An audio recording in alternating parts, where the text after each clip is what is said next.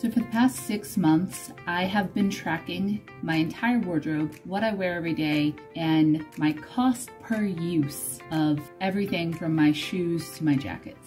Let's figure out what I've learned. A big thank you to Skillshare for sponsoring a portion of today's video.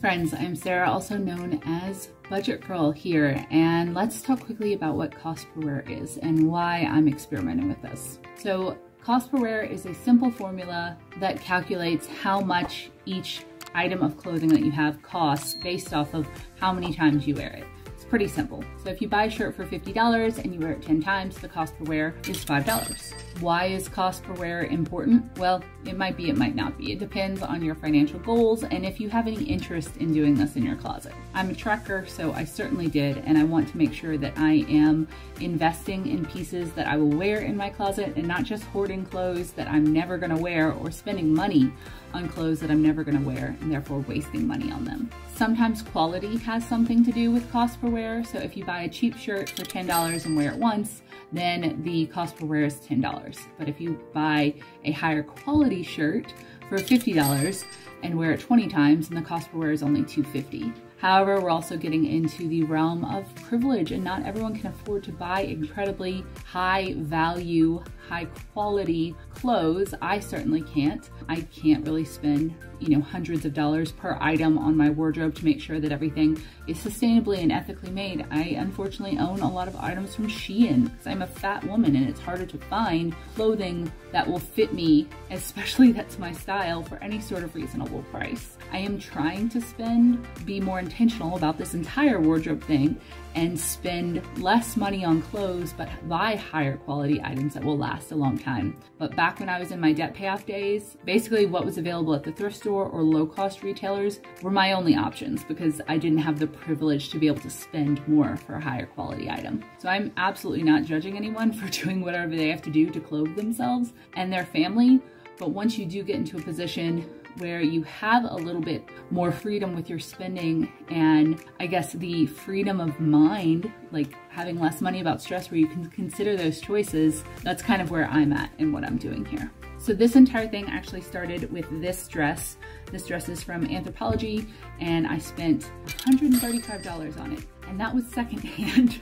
Anthropologie is a very expensive clothing brand, but it's also very much my style. A little bit more boho, a little bit more flowy, pretty pieces. And I actually saw this dress on Poshmark and I instantly loved it. I instantly knew that I would wear it all the time, and I still had to spend a lot of time justifying this purchase to myself. It was not something that I did quickly or lightly, and I negotiated with the Poshmark seller a lot to come down because I think this was originally like a $200 dress. So I had a feeling that it would be a really good addition to my closet, that I would wear it all the time for work, and I do. It's like very comfy, it's cute, it has pockets, and it's in like some of my favorite colors.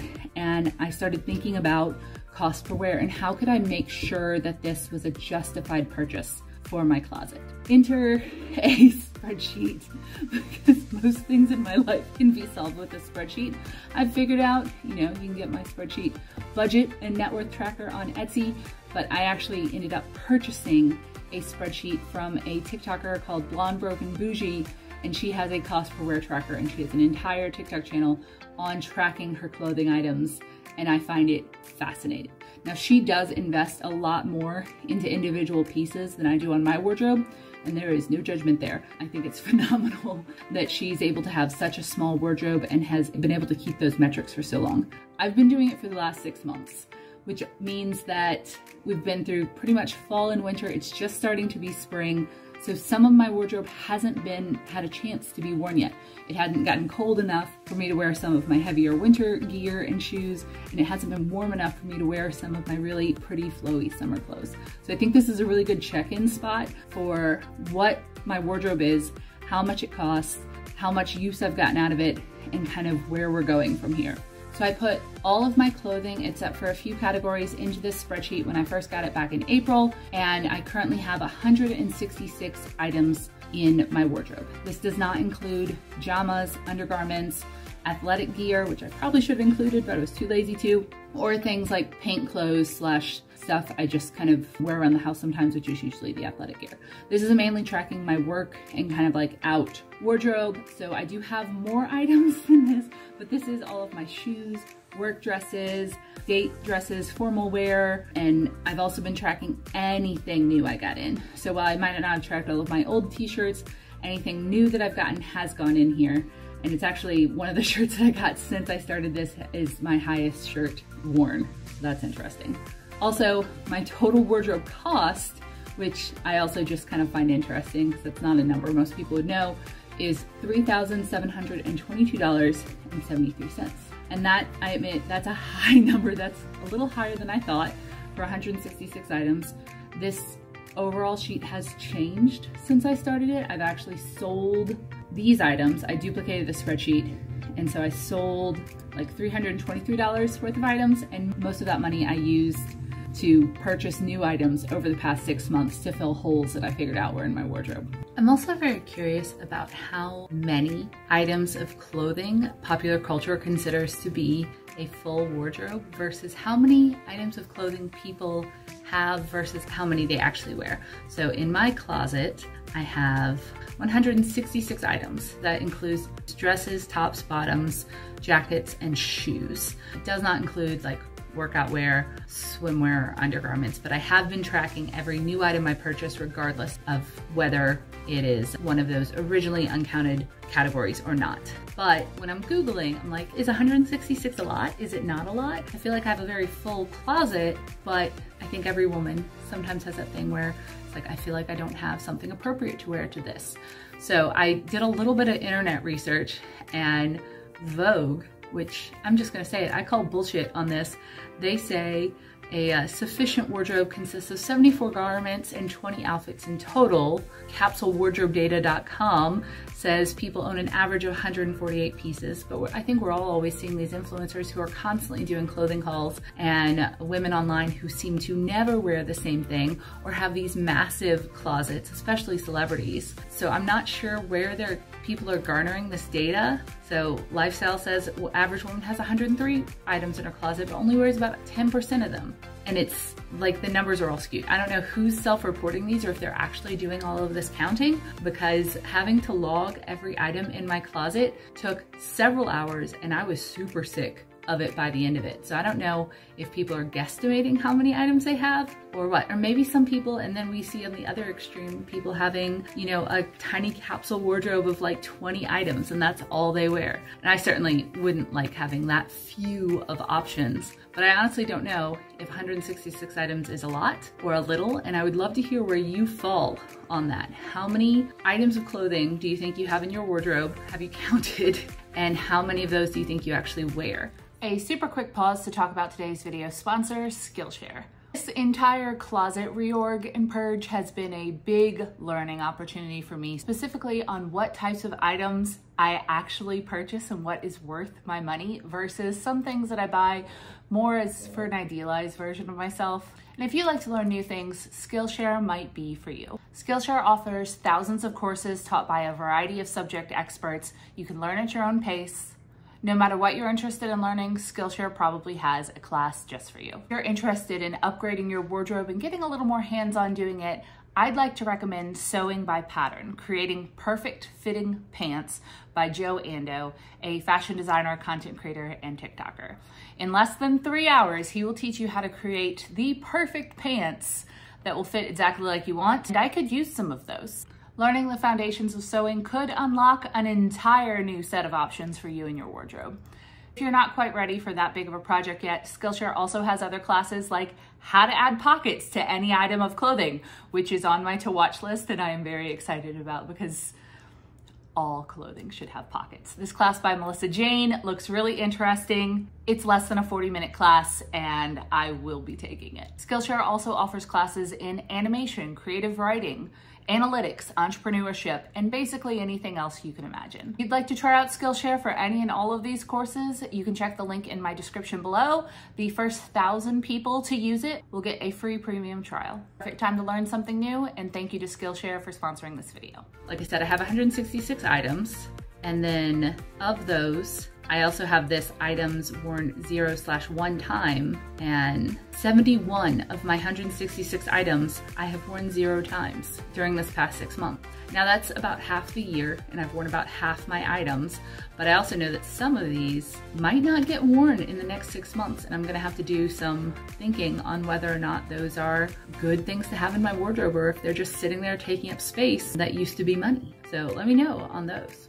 Like I said, I didn't make this spreadsheet. It's brilliant though. So the first thing is a clothing log. You can see that I started in August of 2022, and essentially it has top, dress, bottom, shoes, jacket, second top later. I mostly use the first 4 because I live in Texas, so not a lot of layers. And then every single day I go through and I select what article of clothing I've worn. It comes, everything gets logged originally in this closet tab where I say what the item is, what category it goes into, what the cost is, the brand, color, and when I purchased it. It also has a thing on like resale, which I haven't filled out, and I've just been removing them from my closet when I sell them, and then whether I bought it new or secondhand. And it populates to these different charts. So you can see this is all of my clothing here. I actually have a whole second tab where I put sold items. I think I've sold about 40 items from my closet. And during this past 6 months, I have added other items to my closet as I've found needs that needed to be filled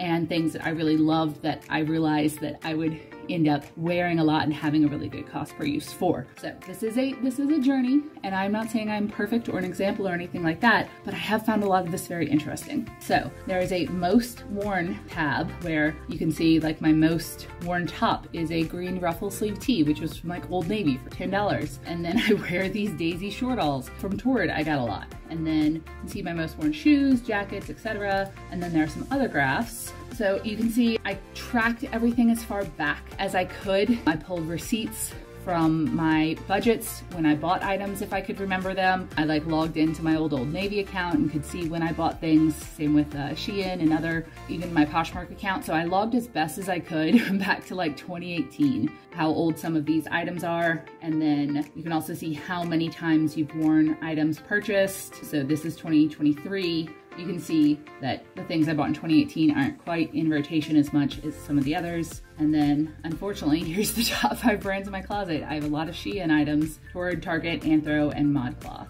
And then how many times I've worn my most worn brands. So then we come over to cost per wear. My current cost per wear average is $15.60 because a lot of my items skew a little bit cheaper. So for dresses, my average cost per wear is $21. I spend a little bit more on dresses. $16 for shoes, $15 for jackets, 13 tops, and bottoms $7. You can also see the number of items that I have across those different categories. I have actually now more tops than I do dresses, and that used to be a little bit higher because I realized that I needed some more tops. So again, 162 items, and then the average number of wears per category. So I wear my shoes a lot more than I wear my dresses, which makes sense. This scatter plot is kind of interesting, even though obviously a lot of the stuff is in this under $20 cost per wear, under $20 purchase price. There are a few outliers. So this dress that I was talking about, so this is $135. My average cost per wear right now is $15. And then there's even a need to wear tab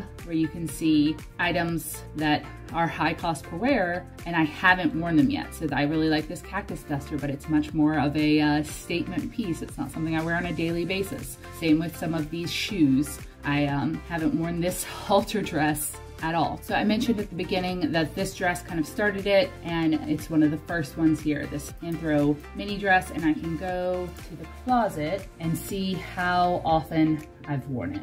I've worn it 9 times so far, and I did wear it a few times before implementing the system, but the total is $15.02 cost per wear. And that's obviously going to keep going down as I continue to wear it. That's just in the past 6 months, but I'll be interested to see how low I can get this before it starts to kind of break down. And it still looks brand new, which is great. And I really do love wearing this. It's a really great, comfy work dress. It has pockets. I've also noticed during this that I don't necessarily wear a lot of the basics that a lot of like capsule wardrobe or fashion influencers will say are like the must-haves, the basic white button-up shirt, the blazer. I actually got rid of the one maroon blazer I had because I had literally never worn it. So when I was going through my closet trying to pare stuff down and sell, it was an obvious go because I've literally never needed it, so I probably never will. I also was able to use the sale of some of those items to fund the new items that I've been getting. And if you notice kind of down towards the bottom here, the more recent things that I've bought, some of them have like $0 because I just used sales on Poshmark or my Poshmark credit to purchase new stuff.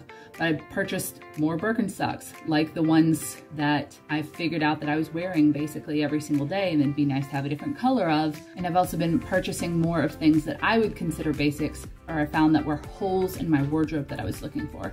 And just in the process of being much more considerate of the things that I'm wearing, the things that I'm not, and seeing it on a chart has been really, really interesting. Because I've mentioned this before with personal finances, our brain's very bad at math. Like if you asked me and I didn't have this chart, I'd probably tell you, oh, I've probably worn this dress 20 times, because your brain is bad at keeping track of things. So when you get money, you can spend it multiple times because your brain likes to forget. The same with clothing. I thought I wore this more than I did. 9 times is still good, that's still a lot, but it's not nearly as many as I would have estimated had I just been keeping a mental track of it. So I have been, due to this experiment, purchasing some more high quality items like this Anthro dress, which I have worn 6 times, which still, I would think that I would have worn this more than that. And it's down to a $14.92 cost per wear. But in my head, I've worn that dress more than 6 times.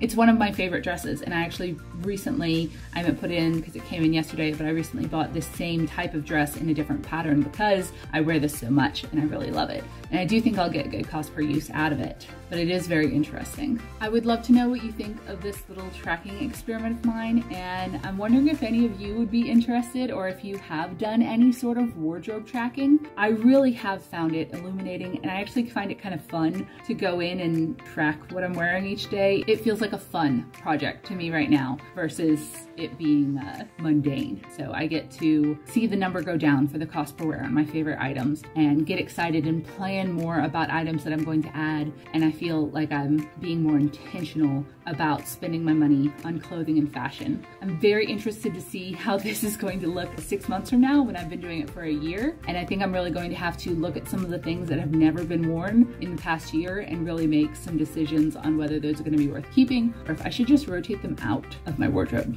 I thought this was super fun. I would love to hear from you guys on if you would ever do this. And also don't forget to subscribe and like and comment below. If you'd like to see more fashion-y stuff, I do a lot of that on the Clock app, especially Poshmark tips, selling my clothes, and some even like what I wore this week type stuff. So go follow me over there. Let me know what else you'd like me to do in this vein. I think it's kind of fun and I hope you do too. And yeah, stay tuned. We'll see what this looks like in a year.